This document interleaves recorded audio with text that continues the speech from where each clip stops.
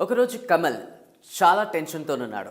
Middle of the night 2:00 వరకు అతనికి అస్సలు నిద్రనే రావట్లేదు. అతను లేచి కూర్చున్నాడు, ఏదేదో ఆలోచిస్తున్నాడు.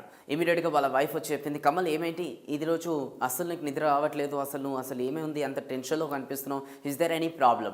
ఇమీడియట్గా కమల్ వాళ్ళ వైఫ్తో చెప్తున్నాడు, యాక్చువల్గా శేఖర్ మా ఫ్రెండ్ ఎవరైతే ఉన్నారో నీకు తెలుసు కదా, అతని దగ్గర ₹1,00,000 తీసుకున్నాను. ఎర్లీ మార్నింగ్ 8:00 అతనికి నేను ఇవ్వాల్సిన టైం వచ్చేసింది, కానీ నాకు డబ్బులు అరేంజ్ కాలేవు. నేను ఇప్పుడు అతనికి ఎలా ఫేస్ చేయాలి, డబ్బులు కాలేవని ఎలా చెప్పాలి, నాకు ఏం అర్థమవుతలేదు అని చాలా నేను టెన్షన్గా ఉన్నానని చెప్పేసి అతను వాళ్ళ వైఫ్తో చెప్పాడు. ఇమీడియట్గా వైఫ్ చెప్పింది, కమల్ ఇంతే దానికి ఇంత సింపుల్ పాయింట్కి ఎందుకు అంత ఫీల్ అవుతున్నావు అని చెప్పేసి మొబైల్ తీసి ఇమీడియట్గా ఆ శేఖర్ ఎవరైతే కమల్ ఫ్రెండ్కి ఫోన్ చేసి, హలో బ్రదర్, మా ఆయన మీ దగ్గర ₹1,00,000 తీసుకున్నాడు కదా, ఇప్పుడు ఎర్లీ మార్నింగ్ 8:00కి మీకు ఇవ్వాల్సిన టైం వచ్చేస్తుంది. సో అందుకోసం అతని దగ్గర డబ్బులు అరేంజ్ కాలేకపోయాయి. సో ఇదే విషయం మీకు చెప్దామని నేను ఫోన్ చేశాను, ప్లీజ్ డోంట్ మైండ్ అని ఫోన్ పెట్టేసింది. దాని తర్వాత కమల్ ఇంకా వాళ్ళ వైఫ్ హ్యాపీగా అయితే నిద్రపోయారు. దాని తర్వాత మిడిల్ ఆఫ్ ద నైట్ 2:00 నుంచి మళ్ళీ అక్కడ శేఖర్ మేల్కొనడం స్టార్ట్ అయ్యాడు. అండ్ దీన్నే అంటారు stress. Hi my dear friends, this is your Venu Kalyan, life coach. Today I'm going to discuss you about how to overcome stress. ఎందుకంటే స్ట్రెస్ అనేది ఈ 21st సెంచరీలో ప్రతి ఒక్కరి జీవితంలో ఇంపార్టెంట్ మేజర్ రోల్ ప్లే చేస్తుంది. చిన్న చిన్న విషయాల దగ్గర నుంచి పెద్ద పెద్ద విషయాల వరకు ప్రతి చిన్న విషయం పెద్ద విషయం దగ్గర మన స్ట్రెస్ తీసుకోవడం చాలా స్టార్ట్ అవుతుంది. నేను జనరల్గా ఎర్లీ మార్నింగ్ వాకింగ్కి వెళ్తుంటాను. మొన్న నేను వాకింగ్కి వెళ్ళినప్పుడు ఎర్లీ మార్నింగ్ కొంతమంది నా ఫ్రెండ్స్ నేను కలిశాను. దే ఆర్ 30 years అండ్ ఇంకో కొంతమంది నాకు 40 years వాళ్ళు కూడా అలాంటి ఏజ్ పర్సన్స్ కూడా ఫ్రెండ్స్ ఉన్నారు. వాళ్ళతో డిస్కస్ చేస్తున్నప్పుడు వాళ్ళు సడన్గా ఒక మిడిల్ టైంలో వాళ్ళు ట్యాబ్లెట్స్ వేసుకోవడం స్టార్ట్ చేశారు. వాళ్ళని ఏంటి ట్యాబ్లెట్స్ ఇంతగానో వేసుకున్నారు అంటే, కొంతమంది డయాబెటిక్ ట్యాబ్లెట్స్ అంటున్నారు, కొంతమంది హై బీపీ ట్యాబ్లెట్స్ అంటున్నారు, కొంతమంది లో బీపీ ట్యాబ్లెట్స్ అంటున్నారు. అండ్ చూడండి, ఇవన్నీ ట్యాబ్లెట్స్ ఇవన్నీ దేనికోసం ఇస్తున్నానంటే దీని వెనకాల బ్యాక్గ్రౌండ్ చూసినట్టయితే స్ట్రెస్. ఈ స్ట్రెస్ వల్ల ఇన్ని డిసీజెస్ కూడా వస్తాయి. ఇది నేను చెప్పలేదు, you can heal your life అని ఒక బుక్ ఉంటుంది. ఆ బుక్ ఖచ్చితంగా చాలా విషయాలు మీకు కూడా హెల్ప్ చేస్తుంది. ఎందుకంటే ఏ నెగిటివ్ థాట్ రిలీజ్ చేస్తే ఏ డిసీజ్ వస్తుందో ఆ బుక్లో రాస్తుంది, ఏ పాజిటివ్ థాట్ రిలీజ్ చేస్తే ఆ డిసీజ్ ఎలా తగ్గిపోతుందో కూడా అందులో రాస్తుంది. ఇప్పటి వరకు చాలా బిలియన్స్ ఆఫ్ బుక్స్ని చాలామంది మార్కెట్లో కొన్నారు అండ్ చదువుతున్నారు, ఫాలో అవుతున్నారు కూడా, హౌ టు ఓవర్కమ్ స్ట్రెస్ పైన కూడా. అండ్ మీ జీవితంలో ఇలాంటివన్నీ కూడా చాలా డే బై డే పెరుగుతున్నాయి. అంటే బికాస్ ఆఫ్ మన 21st సెంచరీలో ఫాస్ట్ లైఫ్కి అలవాటు పడిపోతున్నాం. ఫర్ అన్ ఎగ్జాంపుల్, ఒక వెహికల్ ఉంది. ఒక వెహికల్కి జనరల్గా ఎన్ని గేర్స్ ఉంటాయి? 1, 2, 3, 4, మ్యాక్సిమం 4 గేర్స్ అయితే ఉంటాయి. ఇప్పుడు ఆ 4 గేర్స్ ఏదైతే వెహికల్ ఉందో అది 4th గేర్లో ఎలా అయితే మనం రేస్ చేస్తుంటే పికప్ అవుతుంటే 4th గేర్లో మనం నడిపించాల్సి ఉంటుంది సర్టన్ లిమిట్, సర్టన్ స్పీడ్లో. దీనివల్ల అది ఇంకా చాలా ఫాస్ట్గా మనకు మైలేజ్ ప్లస్ ఇంకా స్పీడ్గా ముంగడికి వెళ్ళగలుగుతుంది. ఇప్పుడు ఆ వెహికల్ని ఒక ఫస్ట్ గేర్లోనే కొంచెం స్పీడ్ వరకు నేను తీసుకొని వెళ్ళగలుగుతాను. దాని తర్వాత కూడా ఫస్ట్ గేర్లోనే నడిపిస్తే ఏమవుతుంది?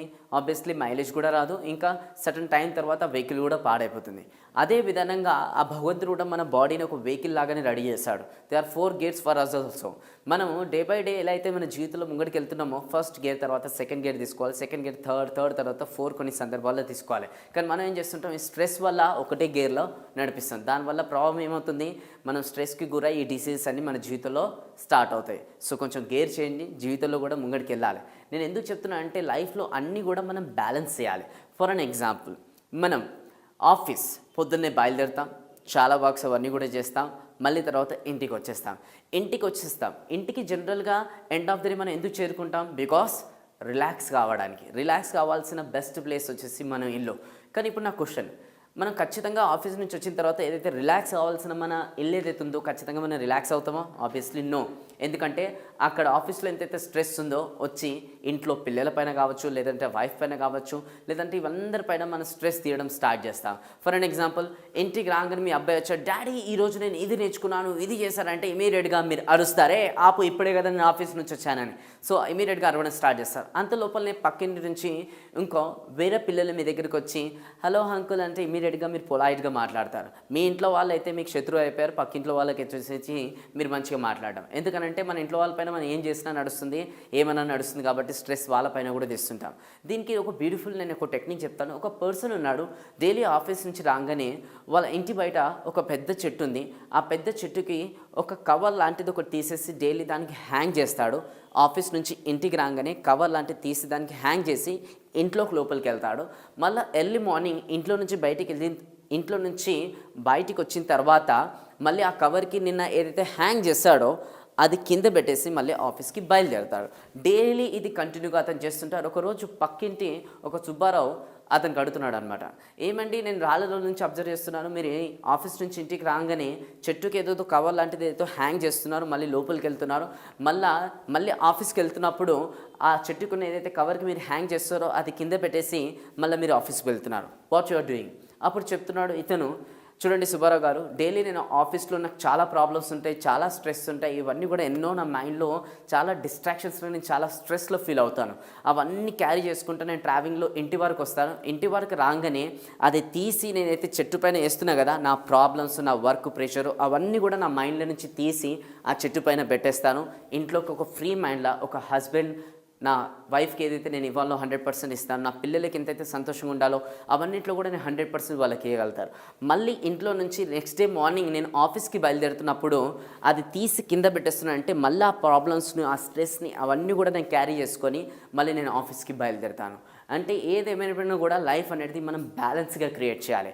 కొన్ని వైపులో ఎక్కువ, కొన్ని వైపులో తక్కువ, ఒకసారి గేర్ ఎక్కువ, ఒకసారి గేర్ తక్కువ, లేదంటే ఒకటే గేర్లో పోవడం. అందుకోసం మన చాలామంది జీవితాలు, రిలేషన్షిప్లు లేదంటే ఇంబ్యాలెన్స్గా ఈ స్ట్రెస్కి గురైపోయి మన జీవితాన్ని ఎండ్ ఆఫ్ ద డే చనిపోయేటప్పుడు ఒక సాటిస్ఫాక్షన్ లేకుండా ఇదా నా బతుకు, ఇదా నా చావు అని చెప్పేసి మనం చేస్తాం. సో ఇవన్నీ కూడా జరగాలంటే లైఫ్లో ప్రతి ఒక్క పిల్లర్ మన బ్యాలెన్స్గా ఉంటేనే ఒక ఇల్లు కూడా ఏదైతే ఉంటుందో నిలబడుతుందో, అలానే మన జీవితంలో కూడా ప్రతి ఒక్క పిల్లర్, హెల్త్ కావచ్చు, వెల్త్ కావచ్చు, ఫ్యామిలీ కావచ్చు, హస్బెండ్ కావచ్చు, లేదంటే వైఫ్ కావచ్చు, లేదంటే పిల్లలు కావచ్చు, వీళ్ళందరికీ ఈక్వల్ సెల్ఫ్గా బ్యాలెన్స్గా మనం తీసుకొని వెళ్తుండాలి. ఒకటి మాత్రం గుర్తుపెట్టుకోండి, స్ట్రెస్గా మీరు ఎందుకు తీసుకుంటున్నారంటే ఏదైతే ప్రాబ్లమ్స్ మీ జీవితంలో వస్తున్నాయో అది నాతోనే ఎందుకు అవుతున్నాయి, ఎప్పుడు నాతోనే ఇవన్నీ కూడా జరుగుతాయని మీరు ఏదైతే అంటున్నారు కదా, అది అన్నప్పుడల్లా మీకు ఇంకా ప్రాబ్లమ్స్ పెరుగుతాయి కానీ తగ్గవు. ఒక్కటే ఫామ్లో పైన మీరు ఒకవేళ వర్కౌట్ చేశారనుకోండి, మీకు జీవితంలో ఎన్ని వచ్చినా కూడా మీకు స్ట్రెస్ అనేది ఎప్పుడు కూడా రాదు. అదే ఫామ్లా ఏం జరిగినా మన మంచికి. నేను మళ్ళీ ఒకసారి రిపీట్ చేస్తాను, ఏం జరిగినా మన మంచికి. ఒకరోజు అక్బర్, బీర్బల్ ఉన్నారు, అడవిలో బయలుదేరారు. అడవిలో బయలుదేరిన తర్వాత కొద్దిసేపటికి తర్వాత ఆ చెట్లు కొమ్మల మధ్యలో నుంచి పాస్ అవుతుంటే అక్బర్ ఎవరైతున్నారో చిన్న అతనికి వేలు తెగి బ్లీడింగ్ అవుతుంటే పక్క నుంచి బీర్బల్ ఇమీడియట్గా నవ్వడం స్టార్ట్ చేశాడు. నవ్వుతుంటే అప్పుడు అక్బర్ అడిగాడు, ఏమైంది బీర్బల్, ఎందుకు నవ్వుతున్నాను అంటే అప్పుడు బీర్బల్ సమాధానం చెప్పాడు, రాజా ఏం జరిగినా మన మంచికే. ఇమీడియట్గా రాజు కోపం వచ్చింది. ఒక రాజుకి వేలు తెగి బ్లీడింగ్ అవుతుంటే చాలామంది బాధపడుతున్నారు వెనక సిపాయిలు, వీడు మాత్రం నవ్వుతున్నాడు అని చెప్పేసి సిపాయిలు ఎలా ఇమీడియట్గా వీడిని తీసుకెళ్ళి రాజ్యానికి తీసుకెళ్ళి ఉరిశిక్షేసేయండి, ఎందుకంటే వీడు నవ్వుతున్నాడు, రాజుకి వేలు తెగినా అని. ఇమీడియట్గా సిపాయిలందరూ కూడా ఆ బీర్బల్ని ఎత్తుకుపోయి రాజ్యంలో ఉరిశిక్ష చేయడానికి తీసుకెళ్ళిపోయాడు. ఇప్పుడు ఈ అక్బర్ ఒక్కడే ఒంటరిగా ముంగడికి మూవ్ అవుతుంటే అక్కడ అడవి మనుషులు ఎవరైతున్నారో ఇమీడియట్గా అక్బర్ని చూసి ఏదో జంతువు డిఫరెంట్ కైండ్ ఆఫ్ ఉంది, ఇది వచ్చేసిందని తినడం స్టార్ట్ చేద్దామని వాడిని బలి తీసుకుందామని ఇమీడియట్గా చెట్టు కట్టేసి బలి తీసుకోవడం స్టార్ట్ చేస్తుంటే అప్పుడే ఆ అడవి మనుషులు ఎవరైతే ఉన్నారో దాంట్లో ఒక రాజు వచ్చేసి వీడిని వదిలేసాను, ఎందుకంటే ఈ అక్బర్ ఎవరైతే ఉన్నారో వీడు వేస్ట్ గాడు, యాక్చువల్గా వీనికి తెలివి అనేది ఉండదు. వీని వెనకాల ఇంకో బీర్బల్ ఉంటాడు, వాడు చాలా ఇంటెలిజెంట్, ఎందుకంటే వాళ్ళకు ఒక రూల్ ఉంది, తెలివైన వాళ్ళని తింటే ఇంకా వాళ్ళు తెలివిగా తయారవుతారని.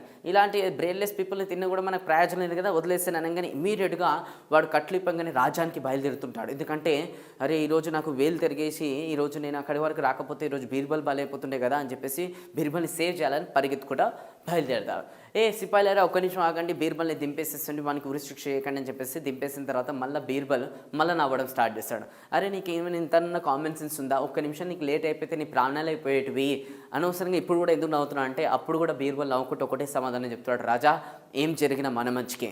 ఒకవేళ ఏళ్ళు మీద కట్టు కాకపోతే నీతో పాటు నేను కూడా అక్కడికి వచ్చేవాడిని, దాని తర్వాత ఇమీడియట్గా అక్కడ నన్ను బలి చేసేవారు, అక్కడ కూడా నా లైఫ్ సేవ్ అయింది, ఇక్కడ కూడా నా లైఫ్ సేవ్ అయింది. End of the day moral చెప్పాల్సింది ఒకటే, ఏం జరిగినా మన మంచికే. ఇదే ఫామ్లో మన జీవితంలో కూడా ఖచ్చితంగా అప్లై చేసినట్టయితే మనం కూడా ఆల్వేస్ హ్యాపీ లైఫ్ని మనం పొందుతాం. సో ఇప్పటివరకు ఏదైతే మన జీవితంలో జరిగిందో మన మంచికే, ఈ రోజు అయితే జరుగుతుందో మన మంచికే, అండ్ రాబోయే టైంలో ఏదైతే జరగబోతుందో అది కూడా మన మంచికే. ఈ ఫార్ములా పైన మీరు ఆశిస్తారు, భావిస్తారు, అండ్ ఇదే ఫార్ములా పైన మీరు ఇంప్లిమెంట్ చేసుకుంటే జీవితంలో ముంగడికి వెళ్తారని నేను ఆశిస్తున్నాను. ఈ వీడియో ఖచ్చితంగా మీకు నచ్చినట్టయితే లైక్ చేయండి, అండ్ ఈ ఫ్రెండ్స్ కూడా చాలామందికి ఇది షేర్ చేయండి, ఎందుకంటే వాళ్ళు ఈ ఫార్ములా మిస్ అయిపోయి జీవితంలో స్ట్రెస్కి ఎక్కువ గురవుతున్నారు కాబట్టి. సో ఇంకేమైనా మీరు అభిప్రాయాలు మీరు ఏమైనా తెలియాలంటే కింద కామెంట్ బాక్స్లో అయితే ఖచ్చితంగా మీరు మెన్షన్ చేయొచ్చు. ఇంకా మీకు ఏదైనా స్పెషల్ టాపిక్ ఉంటుంది, ఈ వీడియో పైన స్పెషల్ టాపిక్ పైన నేను వీడియో చేయాలని మీరు నేను కోరుకుంటున్నాను అనుకోండి, కింద కామెంట్స్లో కూడా మెన్షన్ చేయండి. ఖచ్చితంగా మీరు ఏదైతే టాపిక్ పై ఎక్స్ప్లెయిన్ చేస్తున్నారో ఆ టాపిక్ పైన కూడా మేము వీడియోస్ కొత్తగా క్రియేట్ చేయడానికి మీకు ట్రై చేస్తాం, ఇంకా మీకు కూడా ఇన్ఫర్మేషన్ ఇవ్వడానికి మేము ట్రై చేస్తూనే ఉంటాం. So thank you so much. This is your Venu Kalyan signing off. Please don't forget to subscribe our channel. Thank you.